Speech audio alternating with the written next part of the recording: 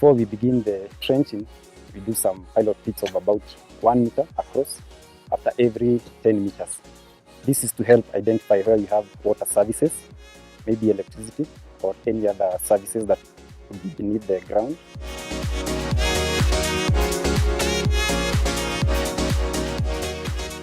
I always make sure that all my guys are in full gear. They have to be in their helmets, overalls, gumboots, and reflective jackets, plus the gloves. This is ongoing trenching.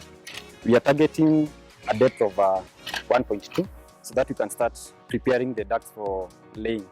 Always verify the depth after we are done with the trenching.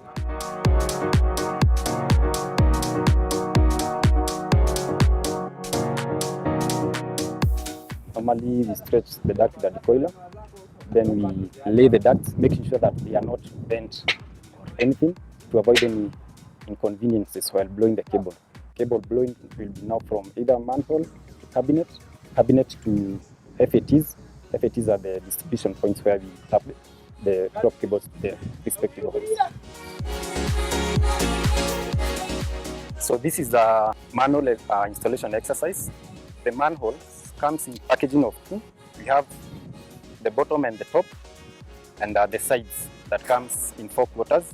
This is the top here. This is the bottom. We have the brackets where we manage the cable, and the installation is a process that should take slightly less than an hour. So once the bottom is well placed, we have the sides. Again, like I said, they comes in 4 quarters. Just need to pull it. Assembly is very easy.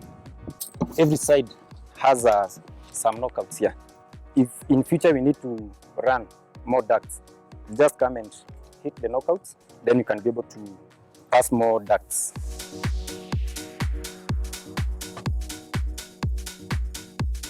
And the good thing about this manhole, it's easy to use it on existing infrastructure, because you'll just need to do your pit, slide the bottom on the existing infrastructure, then you assemble it from there.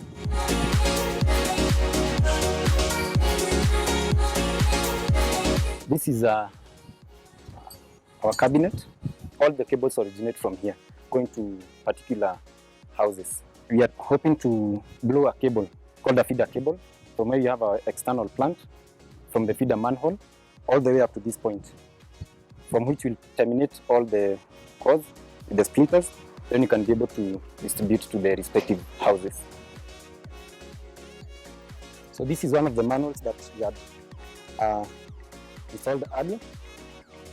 It's easy to open.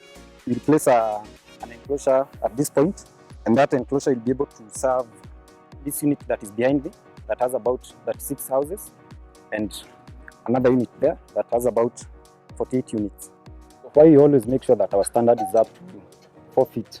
This is to make sure that our cables are very safe, and we put the caution tape so that we'll warn any other contractor who may need to utilize the public utility to know that we have fiber cables that are beneath.